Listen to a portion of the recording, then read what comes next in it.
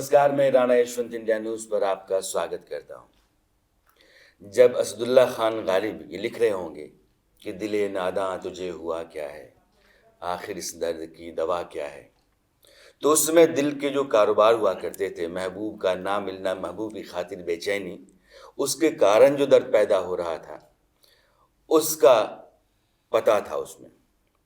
आज की तारीख में कोई आपसे पूछे कि दिल का हाल कैसा है, तो बोलते हैं कि कभी कभी बीपी ज़्यादा रहता है, रात में थोड़ा पसीना आ जाता है, थोड़ा तनाव सा रहता है। ये मामला बदल सा गया है। 20, 21, 22 साल के लड़कों को भी हार्ट अटैक होने लगा है। इसलिए दिल का जो पूरा कारोबार है वो दिल के सरोकार में तब्दील हो गया है कि आप दिल से दुरुस्त हैं ना। इसलिए हमने सोचा कि आज बातों बातों में मैं उस मेहमान को दावत दूं जो इस देश में दिल के सबसे बड़े डॉक्टर हैं, जो पद्म सम्मान देश के होते हैं, पद्मश्री, पद्म भूषण, पद्म विभूषण, इन सभी अलंकरणों से आप सम्मानित हैं। आपका नाम डॉक्टर पुरुषोत्तम लाल, आपका बहुत बहुत स्वागत है sir. Thank you so much. ये दिल है सर, और दिल को लेकर के तनाव अब एक उम्र पार करके कुछ लोगों को हुआ करता था, अब तो हर उम्र के लोगों को होने लगा है। ऐसा क्यों है सर कि 20-22 साल के लड़कों को भी हार्ट अटैक आने लगा है? ये एक बहुत ही कंसर्न की बात है कि हार्ट की प्रॉब्लम यंग लोगों को बहुत अफेक्ट कर रही है, mid-30s, mid-40s and in 20s। तो एक इनसिक्योरिटी सी पैदा हो गई है जब हम हार्ट की बात करते हैं।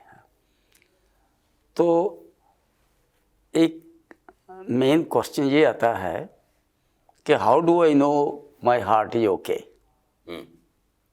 तो ये जो है इसका जवाब यही है कि it is not difficult to find out कि माई हार्ट इज ओके, लेकिन ये बहुत ज़रूरी है to find out if heart is okay. Sir, कोई आदमी जो अभी काम कर रहा है या चल रहा है, जो अभी आपको सुन रहा है, वो कैसे जान ले कि उसका हार्ट ओके है?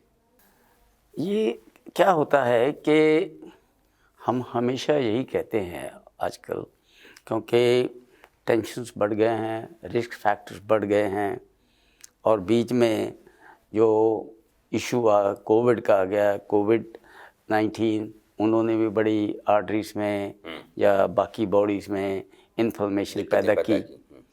तो ये सभी चीज़ें से जो हमें जानना होता है कि एक individual whether he or she is high risk or low risk, medium risk you can also count into that. So a good doctor can evaluate even from the history. एक बात सर, क्योंकि अपने देश में लोग डॉक्टर के पास तभी जाते हैं जब बीमारी हो जाती है। आम तौर पे नॉर्मल चेकअप कराने के लिए डॉक्टर के पास जाने का रिवाज अपने यहाँ नहीं है। जो आम आदमी है, अपनी ज़िंदगी जी रहा है, परिवार के साथ खुश है, अचानक उसकी ज़िंदगी में उथल पुथल हो जाती है, हार्ट का प्रॉब्लम आ जाता है। वो कैसे जाने बिना डॉक्टर के पास गए कि मैं अभी ठीक हूँ? देखो, what we call awareness, आप कितने प्रोग्राम करते हैं और उसमें एक अवेयरनेस पैदा होती है। सो डॉक्टर के पास जाना बहुत ज़रूरी नहीं होता। एंड आजकल काफ़ी इंस्टीट्यूशंस हैं, वो कैंप भी करती हैं, और कैंप में जाकर चेकअप हो सकता है। लेकिन जानना क्या है, जानना ये ज़रूरी होता है कि how one can find out कि मैं हाई रिस्क हूँ या नहीं। वो कैसे बिना डॉक्टर के गए वो कैसे हो सर? वो देखो, सबसे पहले हमें रिस्क फैक्टर देखना चाहिए। हम क्या देखते हैं कि genetic reason, a family history of premature coronary artery disease is very common cause of the problem in the younger age. And then comes the other habits. Smoking is like a poison for the heart. High blood pressure, diabetes, sedentary lifestyle, obesity, and usual stress. You know, everybody is under stress. You know, they look at the watch, all the time. It's a time-bound life. तो चार चीज़ सब आपने बताई कि परिवार में अगर आपको हार्ट की प्रॉब्लम पहले से चली आ रही है, पिताजी को है, दादाजी को है, तो आपको सोचना चाहिए कि मुझे है कि नहीं है। अगर स्मोकिंग करते हैं तो आपके लिए दिक्कत हो सकती है। अगर आप स्ट्रेस लाइफ जी रहे हैं तो आपको दिक्कत हो सकती है। और इनडिसिप्लिन्ड लाइफ है आपकी कि सो रहे हैं 3 बजे, जग रहे हैं आप 10 बजे, तो भी हो सकता है। ये 4 चीज़ें हैं। पहचान क्या है सर? अगर फ़र्ज़ कर लीजिए कि मुझे हार्ट की प्रॉब्लम हो रही होगी, क्योंकि आपने हज़ारों लोगों के हार्ट की सर्जरी की है। देश में आपसे ज़्यादा किसी ने भी सर्जरी नहीं की होगी। आपको लोग मानते हैं कि हार्ट, आप इंसान का चेहरा देख के बता सकते हैं कि हार्ट इसका ठीक है या नहीं है। आम तौर पे इंसान खुद कैसे ये पहचान ले कि मुझे हार्ट की दिक्कत है या नहीं? जैसे हमने डिस्कस किया, ये 4 फैक्टर्स, 5वां भी हो जाता है। और ये जब रिस्क फैक्टर किसी को हों, let's see there is one young fellow 24-year-old, his father died at the age of 45 due to sudden heart attack. Uncle also died, and there is a history of grandfather also. So that makes it a strong family history. And then we always keep on talking about the various risk factors, just like we just mentioned. And on the top, in young people, I always list the smoking, or even post wrong food, no exercise. खाने में क्या खाना चाहिए कि heart की दिक्कत ना हो? See, इसमें राणा साहब, most important comes is the ideal weight. Weight कितना होना चाहिए? जैसे मान लीजिए कि कोई आदमी, जब मैं 5'7" हूँ तो कितना होना चाहिए मेरा wait? Well, see, it's a chart, Let's say somebody is 5 feet 5 inch. जी। I would say 60 kg. So तो if वेट पहला, weight and how to keep the ideal weight. 5'6" जिसकी हाइट है उसको कितना वेट रखना चाहिए? You can see 63. 63, 65। It's a range. जो 5'7" का होगा उसको कितना? उसका और बढ़ जाएगा 66. यानी कि आप बेस मानते हैं कि आप 5'6" हैं तो आप 63 to 65 के बीच में रहें तो अच्छा है। Absolutely. इसके आधार पे ही 2-3 kg पर इंच पर आप भाग That's सकते हैं। right. So when there is a overweight could be due to sedentary lifestyle. Overweight could be due to, you could say that no exercise at all and Exercise से overeating कितना फायदा and the करता wrong है? feed. अगर कोई आदमी रोज walk कर रहा है, थोड़ा व्यायाम कर रहा है, तो यह कितना काम करता है हार्ट को फिट रखने में? See, the walking is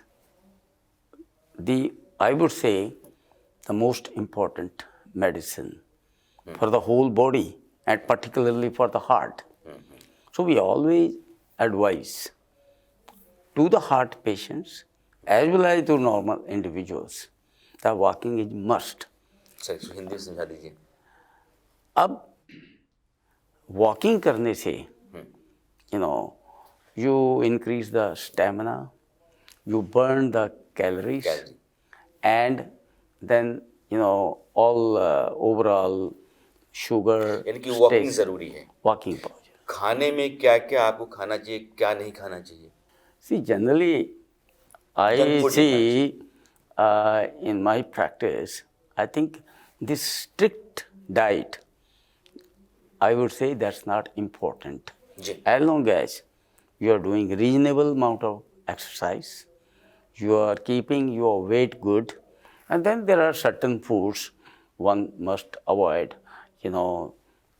like saturated fats and. यानी कि अगर आप सैंडविच, बर्गर ना खाएं, तला हुआ समोसा ना खाएं, तो इस तरह का अगर खाना आप नहीं खाते हैं तो आपके लिए बेहतर है, आपका हार्ट ठीक रहेगा। आपके लिए बेहतर है, बिल्कुल। And if some reason person has to take, see, it's always the quantity which is important.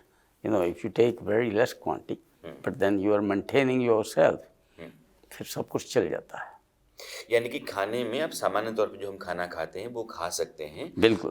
कम खाएं, ज़्यादा वॉक करें और अपने वजन को मेंटेन रखें। That's right. एक कारण सर ये है कि बहुत सारे लोग जो बहुत फिट हैं वो ट्रेडमिल पर घंटे भर दौड़ते हैं, उनका जो खान पान है वो बहुत संयमित है, उम्र भी 40, 42, 38 के आसपास रहती है, और फिर भी उनको ट्रेडमिल पे ही कार्डियक अरेस्ट आ जाता है, ऐसा क्यों?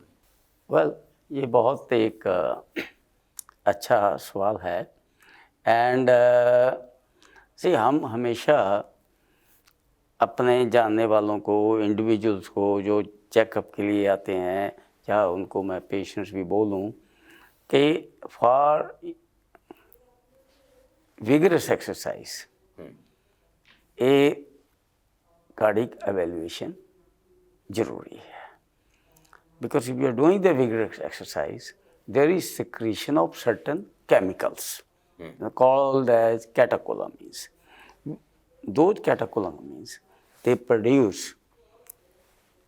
spasm in the arteries, and if there is already existing even 40% block, with that kind of stress, sometimes that block ruptures, जो कि हम मेडिकली कहते हैं प्लैक रप्चर, प्लैक की थिकनिंग ऑफ द हार्ट। यानी डॉक्टर पुरुषोत्तम लाल की सलाह ये है कि जब कभी आप रेगुलर एक्सरसाइज कर रहे हो, आप ट्रेडमिल पर बहुत भाग रहे हो, आप ज़्यादा वेट उठा रहे हो, आप कुछ भी ऐसा कर रहे हो जिसमें आपको ज़्यादा ताकत लगानी पड़ रही है, तो आप एक बार अपना कार्डियक टेस्ट करवा लें, क्योंकि उस दौरान कुछ केमिकल सिक्रीट होते हैं, और आपके हार्ट में अगर 40% ब्लॉकेज है तो उस दौरान जब एक्सरसाइज कर रहे हैं आपके लिए वो फैटल हो सकता है। एब्सोल्युटली, आप यही कह रहे हैं? एब्सोल्युटली। तो ये इन लोग केस में ऐसा ही होता है। लेकिन सर, कम उम्र में अब तो अंडर 40, 28, 32 के लोगों को भी हार्ट अटैक हो रहा है, ऐसा क्यों होने लगा? पहले इस तरह केसेस नहीं दिखते थे।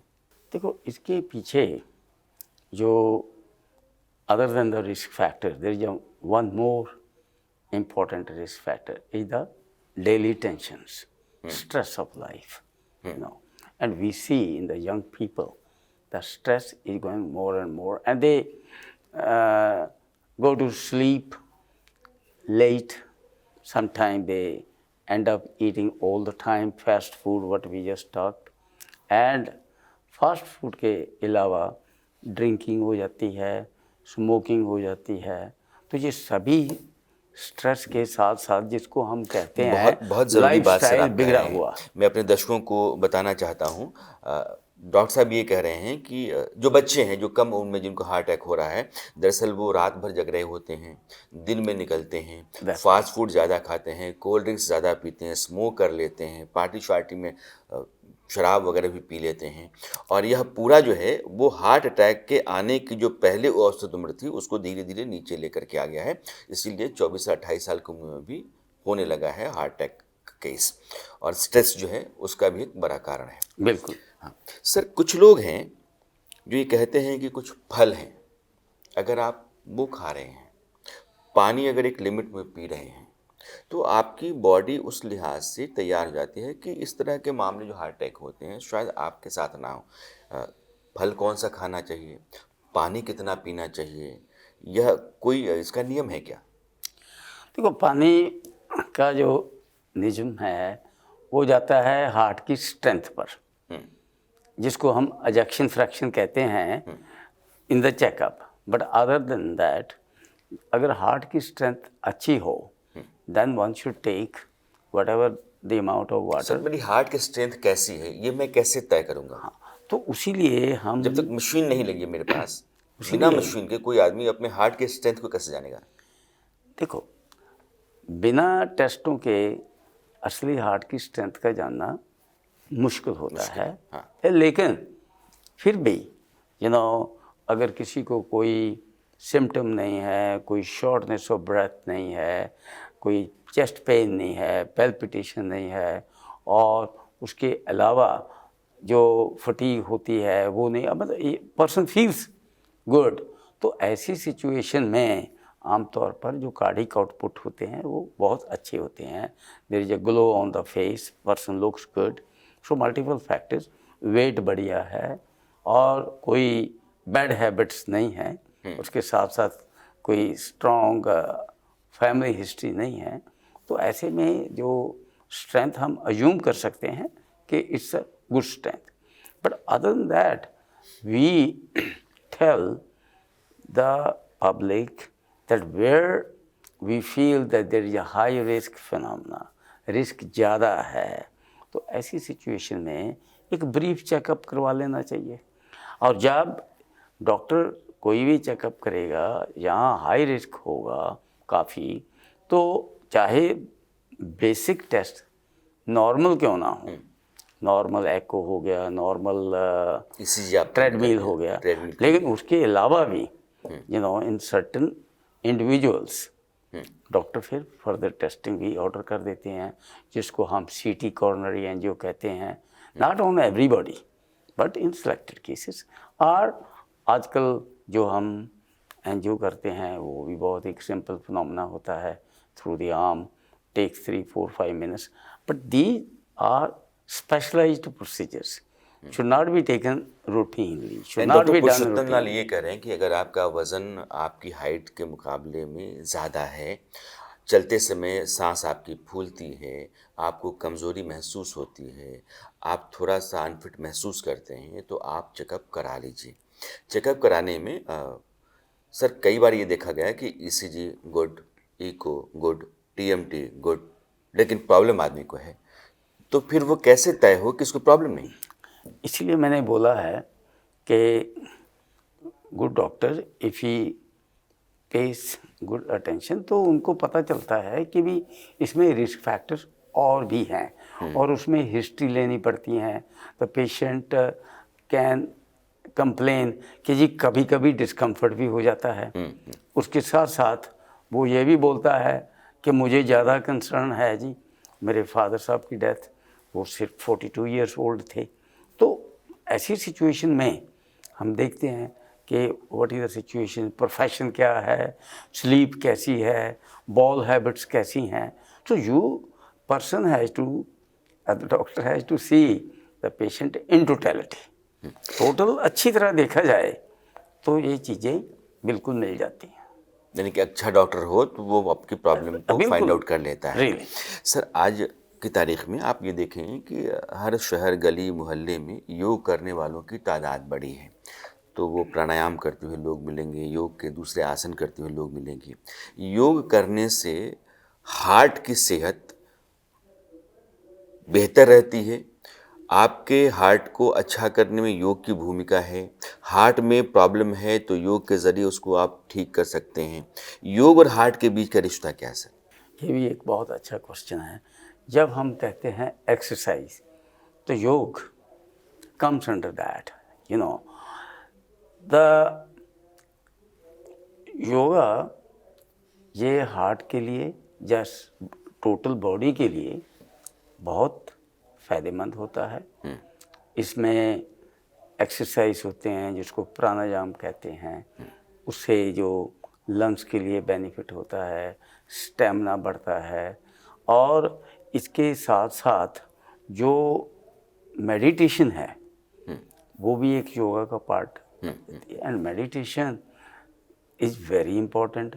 हम अभी बात कर रहे हैं कई बार स्ट्रेस की, तो डी स्ट्रेस करना, तो उसमें मेडिटेशन हेल्प करती है। अब मेडिटेशन करना एक सिखाना भी आर्ट है, करना भी आर्ट है। जो बिल्कुल फास्ट चलते हैं उनको कई बार ये कंसंट्रेट करना बड़ा मुश्किल है, तो वो एक हैबिट बनानी पड़ती है। यानी कि मेडिटेशन और प्राणायाम इन दोनों से फ़ायदे होते हैं हार्ट को। That's right. एक सर लोग कहते हैं कि अगर दिन भर बैठने का काम आपका है और आप दिन भर बैठे हुए हैं, आपका पैर लगातार नीचे रहता है, तो कोशिश कीजिए कि आपके पैर के नीचे कोई टूल आ जाए जिसके ऊपर आप पैर को अपनी तरफ समेट के बैठेंगे तो आपको हार्ट की प्रॉब्लम कम होगी। क्या ऐसा है? तो ऐसा होता है कि ये सभी जो आपने बोला है, कई बार इनका प्रेशर बिल्टअप होता है, लंग्स के ऊपर भी बिल्टअप होता है, तो हम इवन अदरवाइज ये हमेशा एडवाइस करते हैं। इवन एरोप्लेन में आप जाते हैं, 12 घंटे की फ़्लाइट होती है, गाड़ी में बैठकर 6 घंटे बैठे रहते हैं, तो हम कहते हैं एवरी आवर और 2 आवर यू शुड स्ट्रेच, थोड़ा सा आप चलो, इन चीज़ों का। लेकिन सर कितनी देर जॉब करते हैं, कितनी देर बैठने के बाद आदमी को चलना चाहिए? देखो इसका तो कोई इतना थर्मामीटर नहीं होता, लेकिन जनरली हम कहें कि 1.5-2 घंटे बैठने के बाद 10 मिनट 15 मिनट चलो, आपको चलना चाहिए। हाँ 5-10 मिनट चलो। और जो योगा के शौकीन होते हैं वो तो बीच में ब्रीदिंग एक्सरसाइज भी कर लें। कई लोग बैठे बैठे अगर डॉक्टर है सेड कपाल भाती कर लेते हैं। तो ऐसे में ये एक सेल्फ अवेयरनेस है, सेल्फ अवेयरनेस अगर वो करना चाहेगा, प्रॉपर फूड लेंगे, इन चीज़ों में बहुत स्ट्रिक्टनेस की ज़रूरत नहीं होती। लेकिन सर मैं जानना चाहता हूँ, जो प्रॉपर फूड आपने कहा, जैसे खाने में, फलों में, पानी में, मैं स्ट्रिक्टनेस की बात नहीं कर रहा हूँ। एक आम आदमी को क्या प्रेफर करना चाहिए कि अगर ऐसा ऐसा है तो आप यही लें तो अच्छा है, नहीं मिले कुछ भी खाएं, तो ऐसा नहीं कि यही खाएं, लेकिन यही खाएंगे तो अच्छा रहेगा, तो ऐसा क्या हो सकता है सर?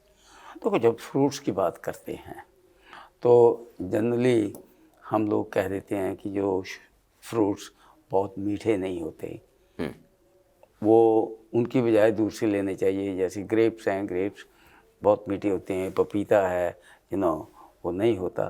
तो खासकर जहाँ शुगर का कंपोनेंट हो, but if there is no sugar, percentage fat, तो you can eat almost any kind of fruit, and fruits are must, क्योंकि अब जो भी मिनरल्स होते हैं हम देखते हैं हमारे पास, पेशेंट जनरल चेकअप करवाते हैं, विटामिन डी देखते हैं, सभी का कम मिलता है, हीमोग्लोबिन भी कम आ जाता है, आयरन डेफिशिएंसी कॉमन है, B12, all, so they all mean that person is eating fast food, not a proper food, So this जैसे फ्रूट की बजाय आप सलाद ले लो, जितना भी खाओगे वो आपके फ़ायदेमंद है।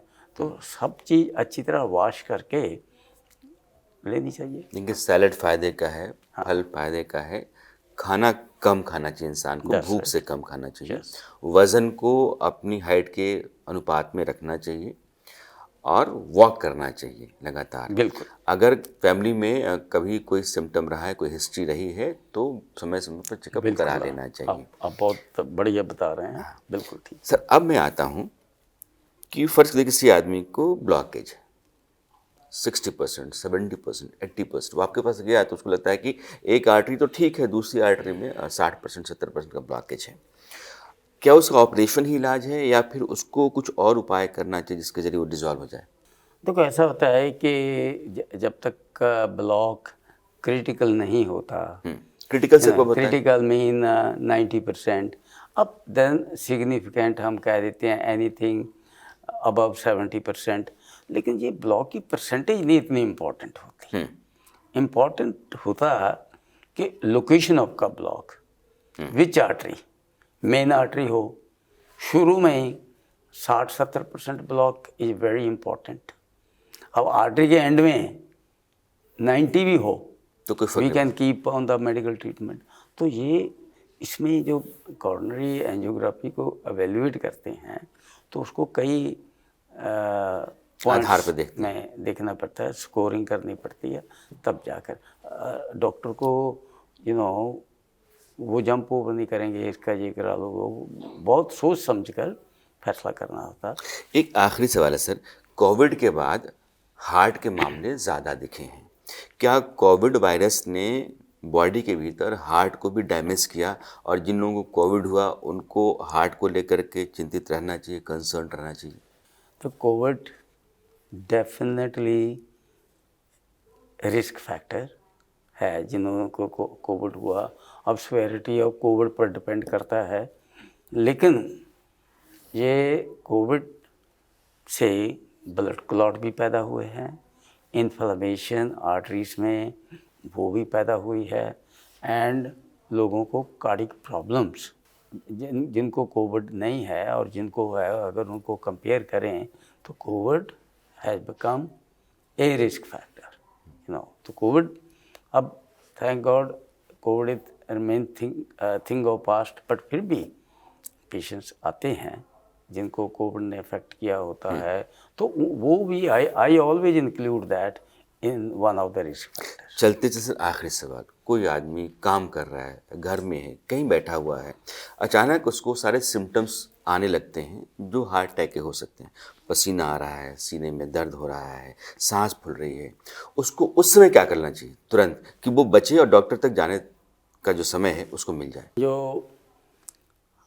हार्ट अटैक होता है और जो सिम्टम जैसे आप बता रहे हैं हार्ट अटैक के लगते हैं, तो ऐसे में हम कहते हैं time is muscle, time to reach to the hospital where वो उसी समय चेक किया जाए, आर्टरी देखी जाए और आर्टरी बंद है उसी समय खोल दी जाए तो पूरा बचाव हो जाता है। लेकिन इमीडिएटली बिफोर ये ज़रूरी है। किसी को बुलाते क्या करना चाहिए, तो हम यही कहते हैं कि पैनिक ही नहीं होना चाहिए और सीढ़ी वगैरह चढ़ना उसको अवॉइड करना चाहिए, कंफर्टेबल रखकर जो भी कपड़े डाले होते हैं और उनको एक मॉरल सपोर्ट देनी होती है। घर में बाई चांस एस्प्रिन पड़ी है वो दी जा सकती है, कई बार सॉर्बिट्रेट वगैरह भी होती है तो सॉल्बिट्रेट, हाँ एस्प्रिन जैसी हाँ, दवाएं जो ब्लड थिन करती हैं वो दे दी सकते जा हैं। सकती है। एंड मैक्सिमम एफर्ट होनी चाहिए कि हॉस्पिटल जल्दी से जल्दी पहुंचे। सर अब आए, आपने इतनी अच्छी बात की है और देश में चूँकि यह मामला बहुत बढ़ने लगा है, लोगों की चिंताएं बढ़ने लगी हैं, हर घर में यह चिंता होने लगी है, तो हमने सोचा कि इस बार आपसे बात करना ही ज़रूरी है इस देश के लिए, और आपने वक्त निकाला, आपने बात की सर, बहुत बहुत माय शुक्रिया। Prayer, thank you so much. Thank you sir.